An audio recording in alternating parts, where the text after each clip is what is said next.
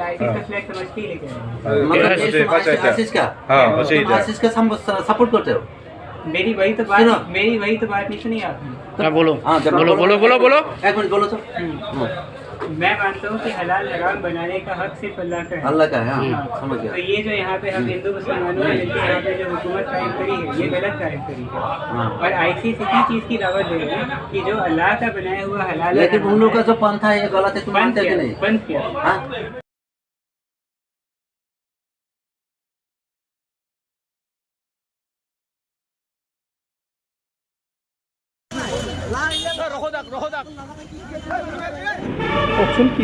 হয়, আজি সন্ধিয়া ঠিক 6-7 বজাৰ লগে লগে দমদমত তাৰমানে এজন কম বয়সীয়া ল'ৰা 22-23 ইমানমান বয়স হৈছে, তেওঁ এখন সন্দেহজনক পতাকা লৈ গুৱাহাটী ছাইডৰ পৰা হাজো হৈ আহিছিলে।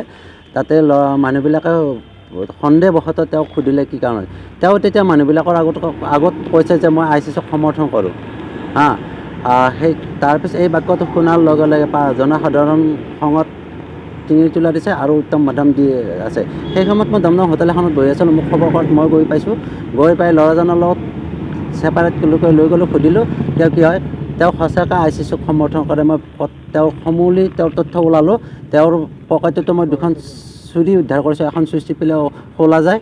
আৰু তেওঁ এইটো বাক্য দিছে, পৃথিৱীত গোটেই হিন্দু কোনো থাকিব লাগে, সকলো মুছলিমে হ'ব লাগে। এইটো হৈছে তেওঁৰ মূৰত কিবা সোমাই দিছে, ব্ৰেইন ৱাছ কৰিছে। তেওঁ এটাই কথা, কিবা তেওঁলোকৰ ভাষাত কিবা কালমা, আমি শ্লোক বুলি কওঁ, তেওঁলোকে কালমা নেকি এইবিলাক পঢ়ি আছে। সন্দেহজনক ব্যক্তিগৰাকীৰ কিবা পৰিচয় পাইছে? হয়, দিল্লীৰ বাসিন্দা হয়। তেওঁ নিজে আমাক ক'লে আৰু তেওঁ আই কাৰ্ডতো সেই দিল্লীৰ হেৰিটো পালোঁ। আৰু পতাকাখন তেওঁক মই বাৰ সুধিছোঁ কিহৰ পতাকা, কাৰণ এইটো ৰমজান মাহ, কিবা তেওঁলোকৰ ধৰ্মীয় পতাকা হ'ব পাৰে। মই সুধিলোঁ এইখন ধৰ্মীয় পতাকা, নাই এইখন তেওঁ হিন্দী ভাষী হয়।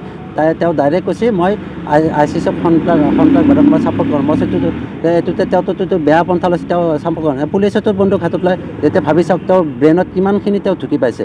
তাৰপিছত আমিও তেওঁক বুজি পালোঁ।